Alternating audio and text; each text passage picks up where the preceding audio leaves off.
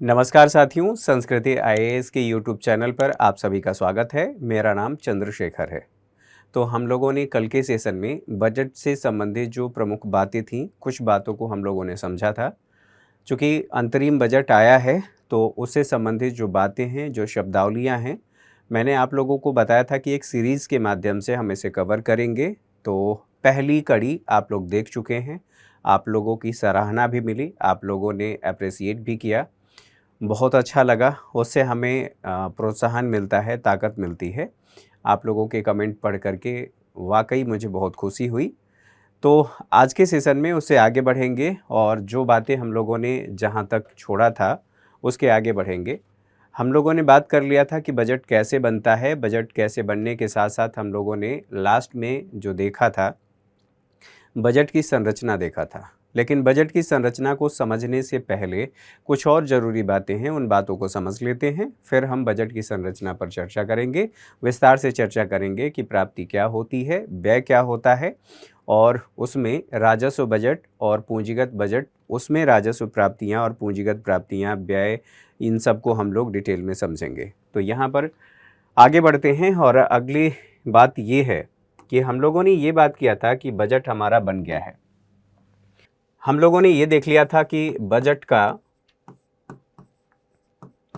निर्माण हो गया, अर्थात बजट बना लिया गया। बजट बनाने के बाद हम लोगों ने ये कहा था कि जो बजट बना है, इसमें सभी मंत्रालय हैं, उनके द्वारा जो मांग की गई है, उसको हमने कहा था कि यह अनुदान की मांग है। जो अनुदान की मांग है, इसे मैंने ये बताया था कि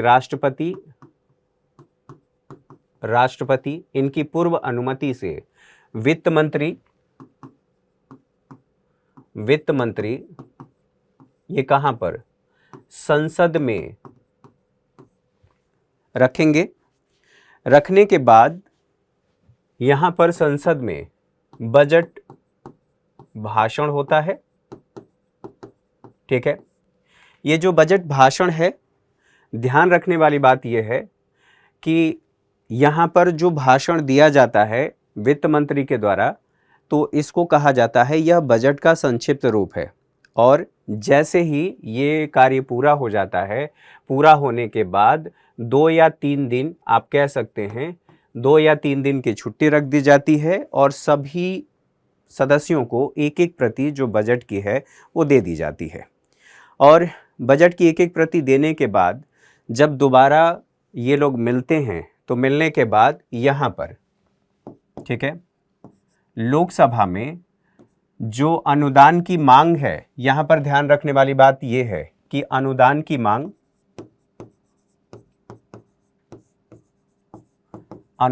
मांग जो की गई है सभी मंत्रालयों के द्वारा, ठीक है, अलग अलग मांग की गई है, तो एक मंत्रालय की एक से अधिक मांग हो सकती है।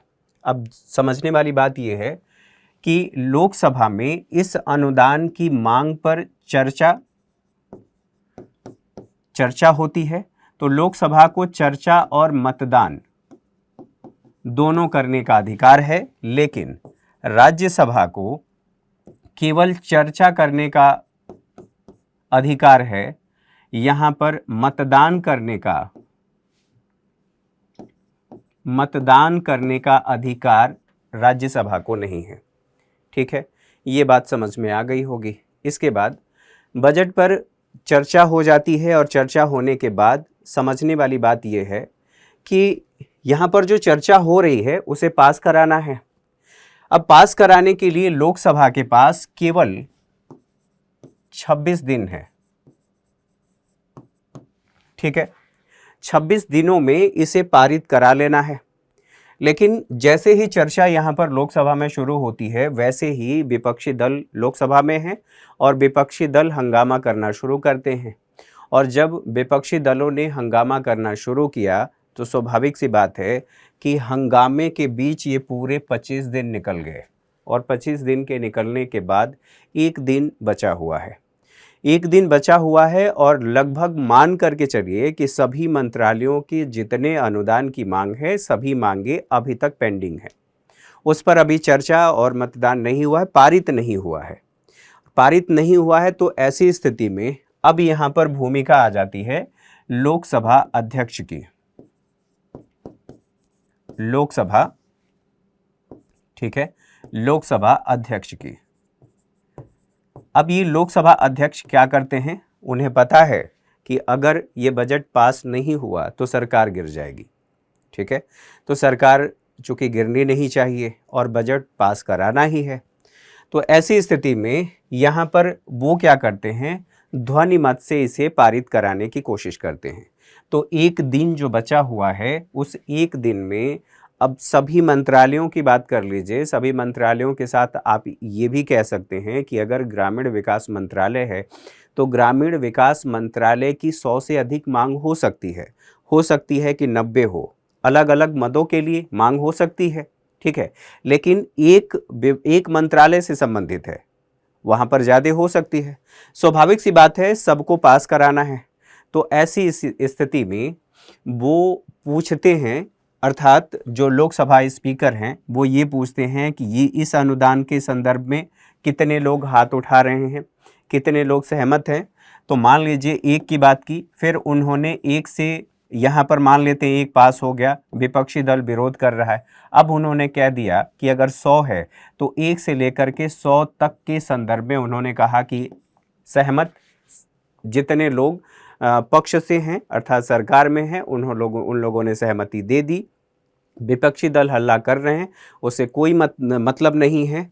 और ये जो पारित करा लिया गया है, 110 से लेकर के 100 तक की यहाँ पर बात कही गई और अनुदान की मांग, फिर यहाँ पर जो पास करा लिया गया इसको कहा गया कि यह ध्वनि मत से पारित हुआ। ध्वनि मत से पारित, ठीक है। और इसी को आप इंग्लिश में कहते हैं गिलोटीन, ठीक है। तो यहाँ पर ये बातें समझ में आ गई कि अब हमारा जो यहाँ पर अनुदान की मांग है वो पारित हो चुका है। पारित होने के बाद अब ये बात आती है कि ये संचित निधि से व्यय की बात हो रही है। अनुदान की मांग है अर्थात ये व्यय की बात कर रहा है। यहाँ पर समझिए, हम लोगों ने बजट की बात की थी, किससे संबंधित है? प्राप्ति और व्यय से संबंधित है। स्वाभाविक सी बात है कि यह व्यय वाला पक्ष है, ठीक है, व्यय वाला पक्ष। अब बात ये आती है कि जो हमारा व्यय है, ठीक है, संचित निधि से, तो संचित निधि के संदर्भ में हम लोगों ने बात किया था। समझना यहाँ पर ये ज़रूरी है कि जो संचित निधि है, संचित निधि से होने वाले जो व्यय हैं इन्हें दो भागों में बांट करके देखा जाता है। पहले को हम कहते हैं कि संचित निधि पर भारित व्यय, ठीक है, भारित व्यय, और दूसरे को कहते हैं अन्य व्यय, ठीक है, अन्य व्यय। अब दो प्रकार के व्यय हैं, यहाँ पर भारित व्यय है और यहाँ अन्य व्यय है। तो आपके जहन में सामान्यतः ये सवाल आ रहा होगा कि भारित व्यय किसको कहते हैं और अन्य व्यय किसको कहा जाता है। संचित निधि के बारे में हम लोगों ने पहले ही बात कर लिया था। तो संचित निधि पर जो भारित व्यय है, जो संवैधानिक संस्थाएं हैं और संवैधानिक संस्थाओं से संबंधित जो व्यक्ति हैं, जैसे आप सीजेआई की बात कर लीजिए, अर्थात उनकी निष्पक्षता को सुनिश्चित करने के लिए या निष्पक्षता बनाए रखने के लिए ज़रूरी है कि उनके वेतन और भत्ते उनमें अलाभकारी परिवर्तन न किया जाए। तो पॉलिटी में आप लोगों ने पढ़ा भी होगा कि जब हम पृथक्करण की बात करते हैं और न्यायपालिका को स्वतंत्र रखने की बात करते हैं और न्यायाधीश बिना डर के, बिना किसी भय के वो काम कर सकें, इसके लिए उनके जो वेतन और भत्ते हैं वह भारत की संचित निधि पर भारित है, अर्थात भारत की संचित निधि से उनके वेतन भत्ते जाते हैं। तो भारत की संचित निधि पर जो भारित व्यय हैं, मान लीजिए न्यायपालिका, आप ऐसे कह लीजिए CJI, chief justice of India का जो वेतन और भत्ता है वह संचित निधि पर भारित होता है। अब सवाल ये है कि संचित निधि पर भारित व्यय जो है, इस पर चर्चा और मतदान होता है या नहीं? तो इस पर चर्चा जरूर होता है, ठीक है, मतदान नहीं होता, ठीक है। दूसरी बात, अब यहाँ पर आ जाते हैं संचित निधि पर भारित अन्य व्यय। अन्य व्यय की बात करें तो इसमें कौन सा है? तो यहाँ यही अनुदान की अनुदान की मांग। ठीक है, अब अनुदान की मांग के बारे में हम लोगों ने बात किया है कि चर्चा प्लस मतदान दोनों हो सकता है। ये बातें समझ में आ गई होंगी। अब चर्चा और मतदान दोनों हो सकता है, तो यहाँ पर एक और बात सोचिए। ये दोनों बातें आई थिंक पूरी तरह से क्लियर होंगी। बजट में प्राप्तियां कितनी होंगी, ठीक है, और इसके लिए वित्त मंत्री एक धन विधेयक पेश करती हैं। अभी तक हम लोगों ने जो समझा था ये किसके बारे में, व्यय के बारे में। अब हम लोग बात करने वाले हैं किसके बारे में, यहाँ पर प्राप्तियों के बारे में। ठीक है, प्राप्तियां। ठीक है, प्राप्तियां कई स्रोतों से होती हैं, उन स्रोतों को अभी हम लोग समझने वाले हैं। उससे पहले इस बात को समझ लीजिए कि जब प्राप्तियों के बारे में बात की जा रही है तो बजट में प्राप्तियां कितनी होगी, इसके लिए जो वित्त मंत्री हैं एक मनी बिल प्रस्तुत करती हैं। ठीक है, मनी बिल जिसे आप धन विधेयक कहते हैं या मनी बिल, धन विधेयक। संविधान के अनुच्छेद 110 में आप जाएंगे तो मनी बिल के बारे में बताया गया है और इसकी डेफिनेशन बताई गई है कि मनी बिल किसको कहा जाएगा। Money bill according to 110 article 110 के बारे में बात कर रहा हूं। उसमें यह बताया गया है कि या कर में परिवर्तन करना हो, या तो कर में परिवर्तन करना हो, या फिर कर लगाना हो, या फिर किसी कर को समाप्त करना हो। अगर इससे संबंधित बातें हैं तो उसे धन विधेयक कहा जाएगा। वित्त विधेयक थोड़ा इससे व्यापक होता है। अब ये बात आप लोगों ने यहाँ पर समझ लिया जितना ज़रूरी है। लेकिन एक और बात धन विधेयक के बारे में समझने वाली ये है कि लोकसभा स्पीकर जो हैं, लोकसभा स्पीकर, इनको ये अधिकार है, अंतिम रूप से निर्णय लेने का अधिकार है कि धन विधेयक कोई विधेयक धन विधेयक है या नहीं। अंतिम रूप से ये निर्णय लेते हैं और इनका अंतिम रूप से लिया गया निर्णय मान्य होता है। यह कुछ इसी प्रकार उस प्रकार से है कि सलमान खान कहते हैं कि मैंने एक बार कमिटमेंट कर ली तो फिर मैं अपने आप की भी नहीं सुनता। एक एग्जाम्पल ये आप समझ सकते हैं। दूसरी बात, आपने अगर संविधान पढ़ा है, राज्य व्यवस्था पढ़ा है, तो उसमें एक 9th शेड्यूल है और 9th शेड्यूल में अगर किसी कानून को या किसी विषय को डाल दिया गया तो वह न्यायपालिका की न्यायिक समीक्षा के दायरे से बाहर हो जाता है। तो वही बात यहाँ पर लागू हो रही है कि लोकसभा अध्यक्ष ने यदि कह दिया कि यह बिल मनी बिल है तो फिर वहाँ पर उस पर चर्चा नहीं किया जा सकता, अर्थात उस पर सवाल नहीं उठाया जा सकता। अब राज्यसभा मनी बिल को 14 दिन तक अपने पास रख सकता है। ये तो बात हुई लोकसभा के बारे में। अब राज्यसभा की बात हो रही है कि राज्यसभा को 14 दिन तक इसे अपने पास रखने का अधिकार है। मान लीजिए राज्यसभा ने मनी बिल को अपने पास 14 दिन तक रखा और उस पर कोई प्रतिक्रिया नहीं दी। ऐसी स्थिति में मान लिया जाता है कि मनी बिल राज्यसभा से पारित हो गया है। अब यहाँ पर जो अनुदान की मांग है लोकसभा से पारित हो गई। लोकसभा से पारित होने के बाद अब संचित निधि से, ठीक है, धन निकालना है। यहाँ पर ये जो पारित हो गया है, हम लोगों ने बात कर लिया कि ये पारित हो गया, सब कुछ हो गया। इसके बाद अब हमें संचित निधि से, संचित निधि, यहां से हमें धन निकालना है। ठीक है, अब धन निकालने की बारी आएगी तो यहां पर एक और बात आती है जिसको कहा जाता है, जो आप लोगों ने पढ़ा भी होगा, पॉलिटी में भी पढ़ा होगा और इकोनॉमी में भी पढ़ा होगा। धन निकालने की एक प्रक्रिया है और उस प्रक्रिया को पूरा करना आवश्यक है, तो उसके लिए कहा जाता है विनियोग विधेयक। विनियोग विधेयक, अर्थात ये विनियोग विधेयक पारित करना जरूरी है। सब कुछ पारित हो गया है, लेकिन अब भारत की संचित निधि से धन निकालना है और उस धन निकालने के लिए विनियोग विधेयक पारित किया जाता है। और पारित होने के बाद, अर्थात सब कुछ हो गया है, केवल आपको धन निकालने के प्रोसेस को पूरा करना है, उसके लिए विनियोग विधेयक होता है। और फिर यहाँ से प्राप्ति की बात हो जाती है। ठीक है, व्यय और प्राप्ति दोनों की बात हो गई। अब यहाँ पर समझने वाली बात है कि विनियोग विधेयक जो है संचित निधि से धन निकालने की केवल एक प्रक्रिया है। तो अगर ये सवाल आता है कि विनियोग विधेयक क्या है, तो संचित निधि से धन निकालने की प्रक्रिया है। अब हम लोगों ने प्राप्तियों के बारे में बात कर लिया, व्यय के बारे में बात कर लिया। अब बात ये आती है कि बजट की संरचना कैसी होती है या बजट की संरचना क्या है। हालांकि पिछली क्लास में हम लोगों ने बजट की संरचना के बारे में चर्चा किया था, तो बजट की संरचना को एक बार फिर से समझ लेते हैं और फिर उस पर आगे बढ़ते हैं। बजट की संरचना।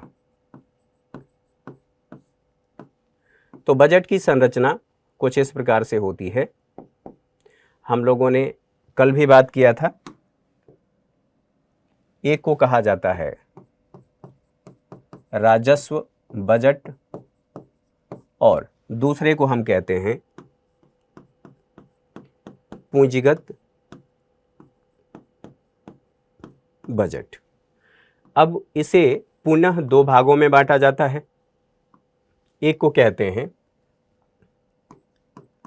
राजस्व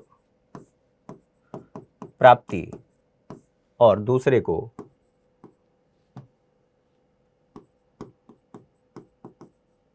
राजस्व व्यय। यहाँ पर हम लोगों ने पुनः इसे भी दो भागों में बांटा था और दो भागों में बांट करके देखा था। इसको कहा था पूंजीगत प्राप्ति और पूंजीगत व्यय। ठीक है, ये तो कल के सेशन में हम लोगों ने देख लिया था। देखने के बाद अब समझना ये है कि जो राजस्व प्राप्ति होती है इसको दो भागों में बांट करके देखा जाता है। एक को मैंने कहा था कर राजस्व की प्राप्ति। कर राजस्व की प्राप्ति, कर राजस्व की प्राप्ति को आप ऐसे समझ सकते हैं, दो प्रकार के टैक्स होते हैं। अब सोचिए, जो कर से प्राप्ति हो रही है उसको कहा जा रहा है कर राजस्व प्राप्ति या कर राजस्व प्राप्ति। ठीक है, तो यहां पर आप डायरेक्ट टैक्स की बात करते हैं, इनडायरेक्ट टैक्स की बात करते हैं। ठीक है, तो ये जो दोनों प्राप्तियां हैं, डायरेक्ट टैक्स से जो सरकार को प्राप्ति होती है उसे कर, या इनडायरेक्ट टैक्स से जो प्राप्ति होती है उसे कर राजस्व की प्राप्ति कहा जाता है। अब थोड़ा एक एग्जाम्पल समझ लेते हैं, एग्जाम्पल के माध्यम से और इसे डिटेल में समझने की कोशिश करते हैं। थोड़े समय के लिए समझिए कि मान लीजिए आप किसी रेड लाइट पर खड़े हैं और ये चार रास्ते हैं। ठीक है, पता चला कि आप जिस बाइक पर खड़े हैं वो आपकी बाइक धुआं दे रही है और आपने उसका पॉल्यूशन सर्टिफिकेट नहीं बनवाया है। पॉल्यूशन सर्टिफिकेट नहीं होने का मतलब ये है कि 10K का जुर्माना आपको भरना पड़ेगा।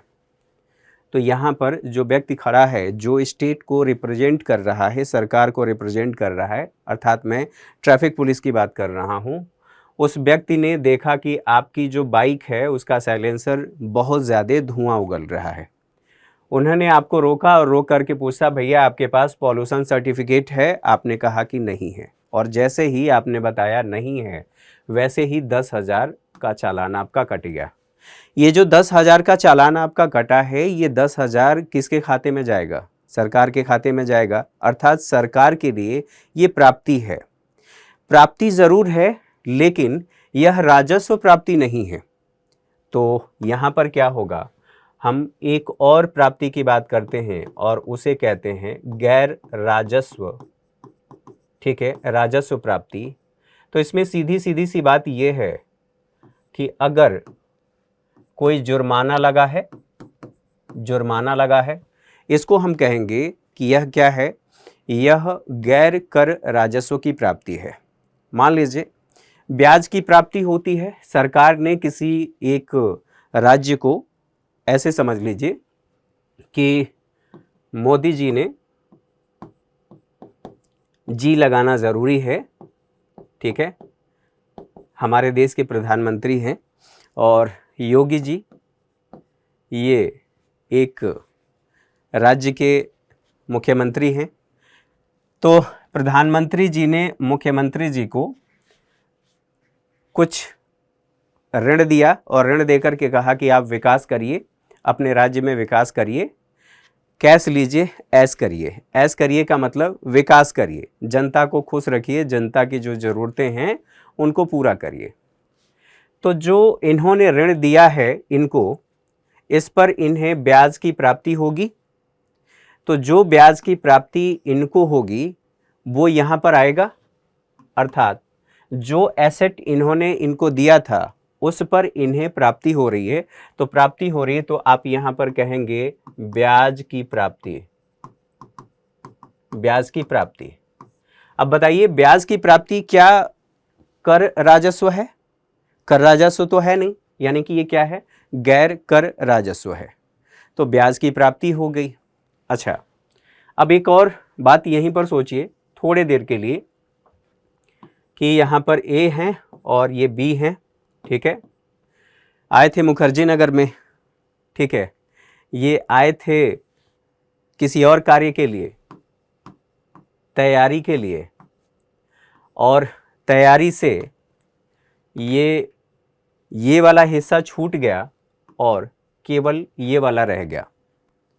तो यारी रह गई, अर्थात ये जो ए प्लस बी हो गए हैं, इन्होंने एक दूसरे को ये गाना सुनाया, we are made for each other, हम बने तुम बने एक दूजे के लिए। लेकिन पता चला कि ये ऐसे क्षेत्र से बिलोंग करते हैं जहाँ पर इंटरकास्ट नहीं हो सकता।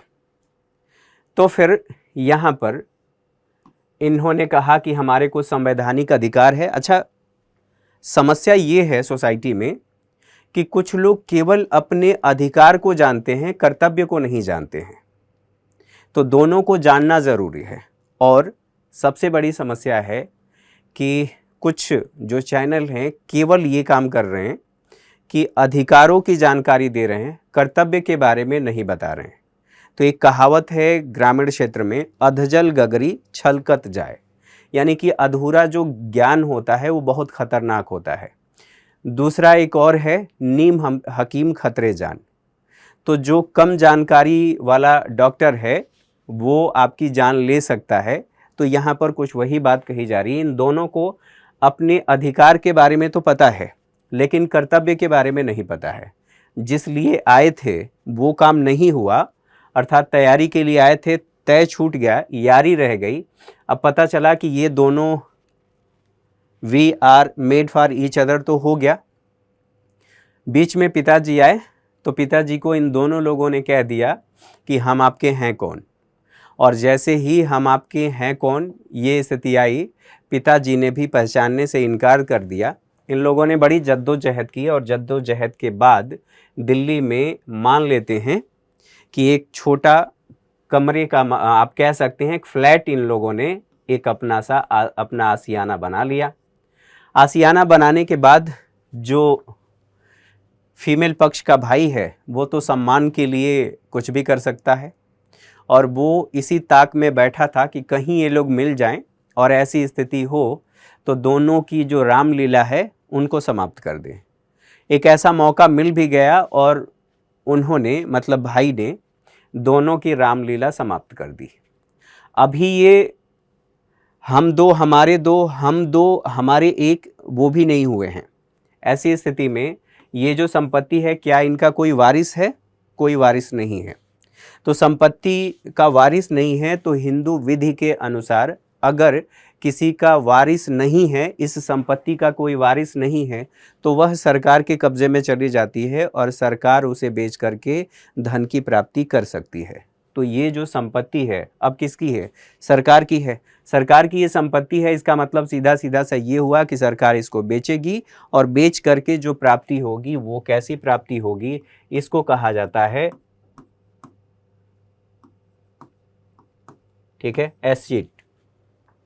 तो ये कैसी प्राप्ति है? ये प्राप्ति गैर राजस्व की प्राप्ति है, ठीक है। इसके अलावा मान लीजिए सरकार की कंपनियां भी हैं, पीएसयू हैं, ठीक है।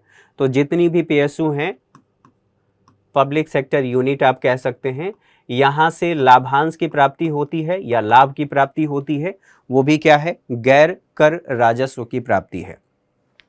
मान लीजिए कहीं से अनुदान मिल गया है, अनुदान अनुदान का मतलब या किसी विदेशी संस्था से या कहीं से भी अनुदान मिल गया है तो हम इसको कह रहे हैं अनुदान। अर्थात जो दान में दी गई संपत्ति है क्या वो वापस मांगी जाती है?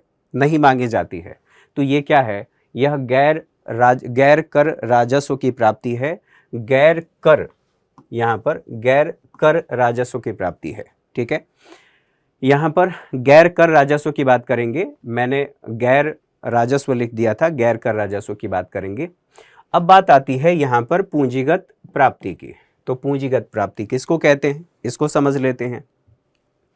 हमने प्राप्ति की बात की है तो यहाँ पर भी प्राप्ति की बात करेंगे, फिर उसके बाद व्यय की बात करेंगे। तो पूंजीगत प्राप्ति, मान लीजिए थोड़े समय के लिए सरकार को कहीं से ऋण मिल गया। ठीक है, सरकार को ज़रूरत थी, ऋण मिल गया। तो ऋण मिला तो ऋण, ये प्राप्ति तो है ना। तो जो ऋण मिला है ये सरकार के लिए प्राप्ति है। थोड़े समय के लिए ये भी सोचिए कि यहीं पर जो पुराना ऋण है उस पुराने ऋण का भुगतान भी हो गया, अर्थात पुराने ऋण की प्राप्ति, पुराने ऋण की प्राप्ति हो गई। तो ये भी क्या है? ये भी पूंजीगत प्राप्ति है। ठीक है, पूंजीगत प्राप्ति में इसको शामिल करेंगे। एक एग्जाम्पल में हम लोगों ने ये समझा था कि मोदी जी ने, ठीक है, मोदी जी हैं, इन्होंने योगी जी को कुछ ऋण दे दिया था। ठीक है, ताकि आप अपने राज्य में जनता के लिए कुछ सुविधाओं का विकास कर सकें।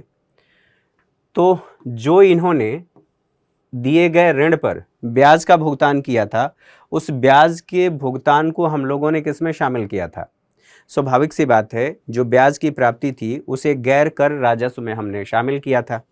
अब यहीं पर एक और बात सोचिए कि ये जो ऋण दिया गया है, इस ऋण को आप ऐसे समझिए, ऋण का भुगतान कर दिया गया। किसके द्वारा? मोदी जी को, जो योगी जी को मोदी जी ने जो ऋण दिया था उस ऋण का भुगतान कर दिया गया। तो जिस ऋण का भुगतान किया गया है तो आप यहाँ पर कहेंगे कि पुराने ऋणों की प्राप्ति हो गई। तो पुराने ऋणों की प्राप्ति हो गई तो यहाँ पर क्या हो रहा है? ये पूंजीगत प्राप्ति हो गई। अच्छा, पूंजीगत प्राप्ति के अलावा मान लीजिए कि सरकार ने क्या किया, सरकार के पास कहीं पर एक ज़मीन पड़ी हुई थी, जैसे रेलवे की कह लीजिए या सेना की ज़मीन कह लीजिए। लगातार ये खबरें आती हैं कि सेना की ज़मीन या रेलवे की ज़मीन पर अवैध अतिक्रमण हो रहा है, इंक्रोचमेंट। तो जो कब्जा हो रहा है उसको हटाने में सरकार को बहुत ज़्यादा जद्दोजहद करनी पड़ती है और उसमें तमाम तरह के एनजीओ और न्यायपालिका इत्यादि इत्यादि सब कुछ आ जाता है, समस्या होती है। ऐसी स्थिति में सरकार ने ये सोचा कि ये ज़मीन खाली पड़ी है, इसका कोई इस्तेमाल नहीं हो रहा है अभी, इसको एक काम करते हैं, बेच देते हैं। तो आप यहाँ पर कहेंगे जो संपत्ति की बिक्री हो गई है, संपत्ति की बिक्री, उसको हम कह रहे हैं कि ये क्या है? पूंजीगत प्राप्ति है। ठीक है, इसके अलावा सरकार ने ये भी देखा कि यहाँ पर मान लीजिए ये कोई पीएसयू है या सार्वजनिक क्षेत्र की कोई कंपनी है, ये कंपनी सही से काम नहीं कर रही है, या सरकार को ये लगा कि इसमें 100% सरकार की हिस्सेदारी है। ठीक है, इसमें से सरकार ने सोचा कि 20% मैं निजी क्षेत्र को बेच देता हूँ, और जैसे ही 20% निजी क्षेत्र को बेचूंगा, इससे इसकी जो कार्यकुशलता है वो भी बढ़ जाएगी, क्योंकि निजी क्षेत्र के पास प्रबंधन कौशल है और उसके पास टेक्नोलॉजी है, नवाचार है। इन सभी से इसकी आय में भी वृद्धि होगी और इसका जो पूरा मैकेनिज्म है वो सुधर जाएगा। ओवरऑल सरकार को लाभ होगा। तो सरकार ने क्या किया कि 100% में से 20% निजी क्षेत्र को बेच दिया, अर्थात सरकार ने अपनी हिस्सेदारी कम कर ली। इसको कहा जाता है विनिवेश। विनिवेश। तो अगर सरकार ने विनिवेश किया है तो विनिवेश, तो इसको भी किसमें, इससे धन की प्राप्ति होगी। तो धन की प्राप्ति हुई तो इसको हमने क्या कहा कि यह भी पूंजीगत प्राप्ति है। अब आते हैं राजस्व व्यय पर। तो राजस्व व्यय को समझ लेते हैं। यहाँ पर हम लोगों ने बात किया कि राजस्व व्यय, ठीक है। महत्वपूर्ण बात यह है कि सरकार ने अगर ऋण लिया है, विदेशी संस्थाओं से ऋण लिया है, तो सरकार उस पर ब्याज का भुगतान भी तो करेगी। जो ऋण लिया है उस पर ब्याज का भुगतान तो करना पड़ेगा। तो यहाँ पर ब्याज का भुगतान, ठीक है, हमने कहा ब्याज का भुगतान। अच्छा, दूसरी बात, सरकार समय समय पर सब्सिडी देती है, ठीक है, सब्सिडी देती है, किसानों को सब्सिडी देती है, तमाम तरह की सब्सिडी देती है। तो यदि सरकार सब्सिडी दे रही है तो सरकार का व्यय हो रहा है, राजस्व व्यय हो रहा है, तो हम इसको क्या कहेंगे, यह राजस्व व्यय है। इसके अलावा आप यहाँ पर रक्षा व्यय, सरकार को एक बड़ा अमाउंट देश की रक्षा सुरक्षा पर व्यय करना पड़ता है, तो ये क्या है, वहाँ पर वेतन देना पड़ता है, तमाम तरह की बातें उसमें शामिल होती हैं। जो रक्षा पर खर्च किया जाता है हम उसे कह रहे हैं कि यह राजस्व व्यय है। तो रक्षा पर किया गया खर्च। इसके साथ साथ एक और बात सोचिए, वृद्धा पेंशन दिया जाता है, ठीक है। वृद्धा पेंशन के अलावा वृद्धा पेंशन के अलावा आप राज्यों को अनुदान भी तो देते हैं, तो अनुदान भी दिया जाता है, और चूंकि ये दान है तो वापस मिलने वाला नहीं है, तो ये क्या है, राजस्व व्यय है। अच्छा, राजस्व व्यय के बाद अब बात आती है पूंजीगत व्यय। तो पूंजीगत व्यय क्या है, पूंजीगत व्यय की बात कर लेते हैं। यहाँ पर मान लीजिए सरकार को लगा कि एक्सप्रेसवे बनाना है, ठीक है, एक स्थान से लेकर के, मान लेते हैं ये ए नामक स्थान है और बी नामक स्थान तक के लिए एक्सप्रेसवे बनाना है, सड़क बनानी है। तो एक्सप्रेसवे बनाने के लिए सबसे पहले क्या करना पड़ेगा, जमीन अधिग्रहण करना पड़ेगा। यहाँ पर किसानों की जमीन है, उसका अधिग्रहण करना पड़ेगा और फिर उसके लिए भुगतान करना पड़ेगा। तो ये जो जमीन खरीदी गई और उसके बाद यहाँ पर जो सड़क बनाया गया, तो उस पर सरकार का व्यय हुआ, सरकार का खर्च हुआ। तो सरकार का खर्च जरूर हुआ, लेकिन यहाँ पर हमने एक्सप्रेसवे बनाया है, मान लेते हैं सड़क बनाया है। तो सड़क बनाया है, ये किसके लिए है, जनता की सुविधा के लिए है। अर्थात जनता के प्रति जो सरकार की जिम्मेदारी थी उसे सरकार ने पूरा कर दिया। अगर मैं कहूँ कि सरकार की देयता थी, उसे करना था, उसे सरकार ने पूरा कर लिया। और याद करिए, जब हम लोगों ने लोक वित्त के बारे में बात किया था तो वहीं पर मैंने बताया था कि लोक वित्त अर्थात जैसे जैसे लोकतंत्र मजबूत होता है वैसे वैसे सुविधाओं की मांग होती है। तो ये जो सड़क बनाया गया है, इस सड़क बनाने से सरकार की एक जिम्मेदारी थी वो पूरी हो गई। जिम्मेदारी पूरी होने के साथ साथ यहाँ पर जो ये जमीन अधिग्रहण किया गया है या भूमि अधिग्रहण किया गया है, वो सरकार की परिसंपत्ति ही तो है, वो सरकार की परिसंपत्ति बढ़ी है। तो यहाँ पर क्या है, हम कह रहे हैं कि जो अवसंरचना निर्माण किया गया है, अवसंरचना निर्माण, ठीक है। मान लीजिए कहीं पर ऐसा लग रहा है कि कोई प्रयोगशाला खोलनी है या DRDO का कहीं पर भी एक शाखा स्थापित करनी है जिससे वो डिफेंस के क्षेत्र में कार्य कर सके। तो वहाँ कोई बिल्डिंग बनाने के लिए और वहाँ पर लोगों को नियोजित करने के लिए हमें ज़मीन चाहिए। सरकार ने ज़मीन खरीदा, वहाँ पर एक बिल्डिंग बना दिया और बिल्डिंग बना करके वहाँ पर कार्य होने लगा। तो जो अवसंरचना निर्मित किया गया है वो क्या है, पूंजीगत व्यय है। पूंजीगत व्यय तो है, लेकिन इससे हमारी जो जिम्मेदारियां थी, जैसे मैंने सड़क के बारे में बताया, उसे सरकार की जो देयता थी, सरकार की देयता में कमी आ रही है, ठीक है।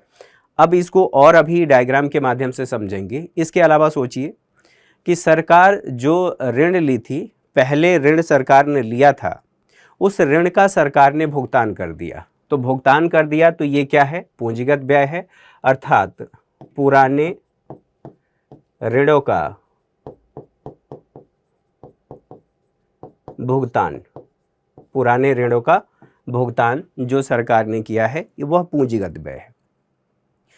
अब जो मैंने कहा कि DRDO के लिए डीआरडीओ के लिए, ठीक है, एक भवन बनाने के लिए या एक बिल्डिंग बनाने के लिए जहां पर वो अपनी प्रयोगशाला स्थापित कर सके, उस क्षेत्र में कार्य कर सके, जो भूमि का अधिग्रहण किया गया, आप ऐसा कह सकते हैं कि संपत्ति वहां खरीदी गई। तो संपत्ति खरीदी गई तो आप इसको कहेंगे संपत्ति का क्रय, ठीक है।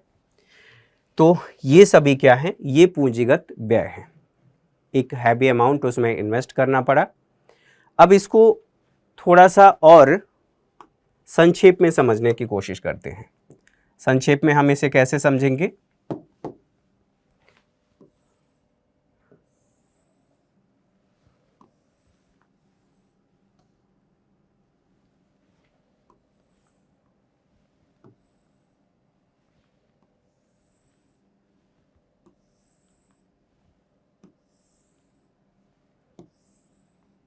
ठीक है,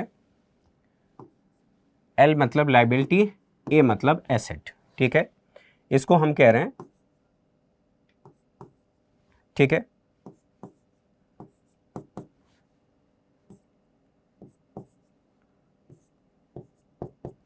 कैपिटल एक्सपेंडिचर।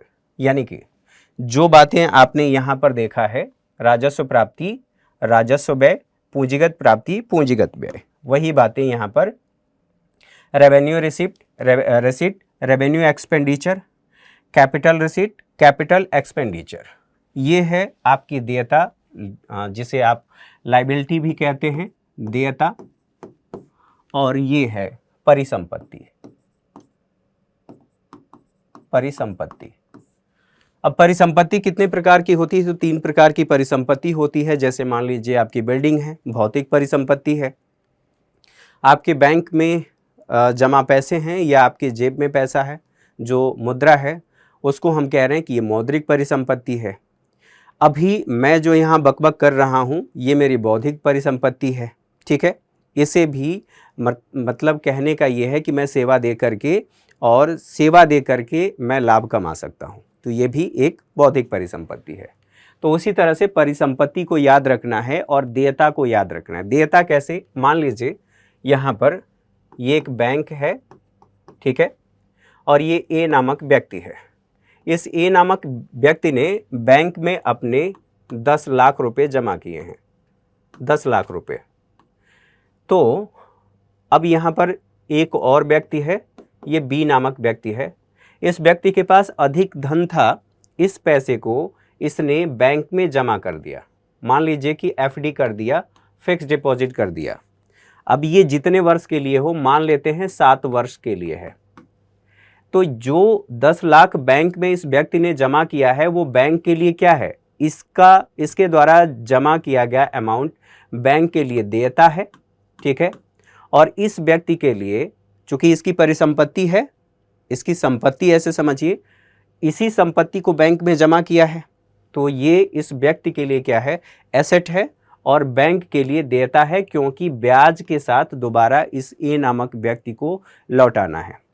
अब दूसरे संदर्भ में समझिए, ये जो बी नामक व्यक्ति है, इस व्यक्ति को क्या चाहिए? ऋण चाहिए। ये बैंक के पास गया, बैंक ने इसको क्या किया? बैंक ने इसको, मान लेते हैं 5 लाख चाहिए, तो 5 लाख इसने दे दिया, 5 लाख। अब ये व्यक्ति क्या करेगा? ब्याज के साथ इसको लौटाएगा। किसको? बैंक को लौटाएगा।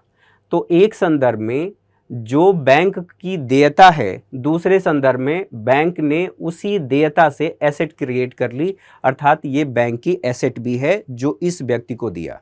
और इस व्यक्ति ने जो 5 लाख का ऋण लिया है, वो बी नामक व्यक्ति की देयता है, किसके प्रति? बैंक के प्रति। तो संक्षेप में अगर मैं इसको हटा भी देता हूँ, तो जिस व्यक्ति ने बैंक में अपने 10 लाख जमा किए हैं, वो 10 लाख बैंक के लिए देयता है, क्योंकि बैंक ब्याज के साथ और जो उसका मूलधन है सब कुछ उसे लौटाएगा। तो ये होती है देयता, ठीक है, इकोनॉमी की भाषा में। तो देयता का मतलब समझ गए। अब यहाँ पर समझने वाली बात यह है कि रेवेन्यू रिसीट किसको कहते हैं? रेवेन्यू रिसीट आप ऐसे समझ सकते हैं कि यह वह प्राप्तियां हैं जिससे न तो सरकार की देयता में वृद्धि होती है और न ही सरकार की एसेट में कोई कमी आती है। अब इस चीज़ को समझिए जो हम लोगों ने पहले समझ लिया है, देख लिया है। यहाँ पर बताइए, जो डायरेक्ट टैक्स, इनडायरेक्ट टैक्स, जो टैक्स आप भुगतान करते हैं, क्या सरकार आपको सूद समेत वो वापस करती है? नहीं करती है। नहीं करती है तो इससे क्या सरकार की लायबिलिटी बढ़ी, अर्थात सरकार की आपके प्रति देयता बढ़ी? नहीं बढ़ी। क्या सरकार की परिसंपत्ति में कुछ कमी आई? नहीं कमी आई। अच्छा, अब यहाँ पर समझिए, यहाँ पर समझने वाली बात यह है, कैपिटल रिसीट की हमने बात की। कैपिटल रिसीट यहाँ पर देखिए, पूंजीगत प्राप्ति, और पूंजीगत प्राप्ति में हमने कहा कि ऋण है, पुराने ऋणों की प्राप्ति है, संपत्ति की बिक्री है और विनिवेश है। तो यहाँ सोचने वाली बात यह है कि ये जो प्राप्ति है, यहाँ पर कैपिटल हम रिसीट की बात कर रहे हैं, या तो यहाँ पर कहा जा रहा है कि या तो सरकार की देयता बढ़ जाए या फिर सरकार की परिसंपत्ति में कमी आ जाए। एक एग्जाम्पल से समझिए, ये मैंने कहा कि एक कंपनी है, क्या है? एक कंपनी है, 100% हिस्सेदारी इसमें किसकी है? गवर्नमेंट की है। गवर्नमेंट ने इसमें से 20% अपनी हिस्सेदारी बेच दी। किसको? निजी क्षेत्र को बेच दिया। जो निजी क्षेत्र को बेचा, इससे सरकार की 20% एसेट में कमी आई। तो यहाँ पर समझने वाली बात है कि या तो सरकार की देयता बढ़ जाए या फिर सरकार की परिसंपत्ति में कमी आए। तो अगर बेच दिया तो सरकार की परिसंपत्ति में कमी आ गई। दूसरा हम लोगों ने बात किया था ऋण के बारे में। तो ऋण क्या है? ऋण भी एक प्राप्ति है, और जो ऋण प्राप्ति है सरकार को उसे ब्याज सहित वापस करना है। तो यदि प्राप्ति हुई है, जो ऋण मिला है वो प्राप्ति है, लेकिन क्या है? वो सरकार की देयता है। देयता क्यों है? क्योंकि सरकार को उसे फिर भविष्य में वापस करना है। ये बात समझ में आ गई। अब एक बात और समझिए कि जो हमने कहा था रेवेन्यू एक्सपेंडिचर, तो रेवेन्यू एक्सपेंडिचर इसका मतलब ये है कि यह वह व्यय है जिससे न तो यहाँ पर सरकार की देयता में कमी आती है और न ही सरकार की परिसंपत्तियों में वृद्धि होती है। जैसे मान लीजिए वेतन दिया गया है ना, सब्सिडी दिया गया, तो सब्सिडी एक बार दिया गया, क्या वहाँ पर मामला ख़त्म हो गया? मामला ख़त्म तो हुआ नहीं। यहाँ पर हमने रक्षा व्यय की बात की, तो रक्षा व्यय क्या एक बार हमने खर्च कर दिया उसके बाद हमारी रक्षा हमेशा के लिए होती रहेगी? ऐसा तो है नहीं। वो आवर्ती प्रकृति का है, अर्थात साल दर साल वो आने वाला है। तो आप यहाँ पर क्या कहेंगे? यहाँ पर न तो सरकार की देयता में कमी आती है और न ही सरकार की परिसंपत्ति में वृद्धि होती है। अब दूसरी बात, यहाँ पर हमने कहा कैपिटल एक्सपेंडिचर के बारे में, पूंजीगत व्यय के बारे में। तो पूंजीगत व्यय में हमने बात किया कि अवसंरचना निर्माण, और संरचना निर्माण के साथ साथ हमने संपत्ति के क्रय के बारे में भी बात किया और पुराने ऋणों के भुगतान के बारे में भी बात किया। अब सोचने वाली बात यह है कि जब हम इसकी बात कर रहे हैं तो कैपिटल एक्सपेंडिचर सरकार का वह व्यय है जिससे या तो सरकार की देयता में कमी आती है या फिर सरकार की परिसंपत्तियों में वृद्धि होती है। मान लीजिए इसी चीज़ को, जैसा कि मैंने कहा डीआरडीओ के लिए, ठीक है, डीआरडीओ के लिए सरकार ने क्या किया? एक बिल्डिंग बनाया, अर्थात एक भवन बनाया, संपत्ति खरीदी, मतलब जमीन खरीदी, और यहाँ पर एक भवन बनाया। सरकार की क्या हुई? यहाँ पर परिसंपत्ति बढ़ी। अवसंरचना निर्माण, अवसंरचना निर्माण, ठीक है, जो अवसंरचना निर्माण किया गया है, मतलब सड़क बनाई गई है, इस सड़क बनाने से सरकार की देयता में कमी आई है, जनता के प्रति जो सरकार की जिम्मेदारी थी उसमें कमी आई है, और कमी होने के साथ जिस जमीन पर ये सड़क बनाई गई है, जो भूमि अधिग्रहण किया गया है, अब सरकार को इससे लाभ भी तो होगा। ये आप सोचिए, सरकार की परिसंपत्ति में वृद्धि हुई है या नहीं हुई है? तो यहाँ पर कैपिटल एक्सपेंडिचर या पूंजीगत व्यय वह व्यय है जिससे सरकार की देयता में या तो कमी आती है या फिर उसकी परिसंपत्तियों में वृद्धि होती है। जो संपत्ति का क्रय किया गया है, या हमने कहा कि पुराने ऋणों का भुगतान, जो पुराने ऋण का भुगतान किया गया है सरकार के द्वारा। अब सोचिए, सरकार की अब जो देयता थी वो कम हो गई। और अन्य मामलों में हमने कहा कि या तो, यहाँ पर एक शब्द लगा है या तो या तो का मतलब है कि दोनों में से कोई एक हो रहा है, तो इसको आप क्या कहेंगे, यह पूंजीगत व्यय है। तो आई थिंक आप लोगों ने इन बातों को समझ लिया होगा, आपको लाभ ज़रूर मिला होगा। इसके बाद कुछ और बातों को समझने के बाद जो अंतरिम बजट है, उस बजट पर हम अगले एपिसोड में चर्चा करेंगे, उस पर बात करेंगे। आई थिंक आप लोगों को अच्छा लगा होगा, चीज़ें समझ में आई होंगी। और अगर चीज़ें समझ में आई हैं तो आप कमेंट करके ज़रूर बताएं, उसे हमें प्रोत्साहन मिलता है ऐसे और वीडियोज़ बनाने के लिए। आप सभी का बहुत बहुत धन्यवाद। अगले सेशन में हमारी मुलाकात होगी, तब तक के लिए नमस्कार।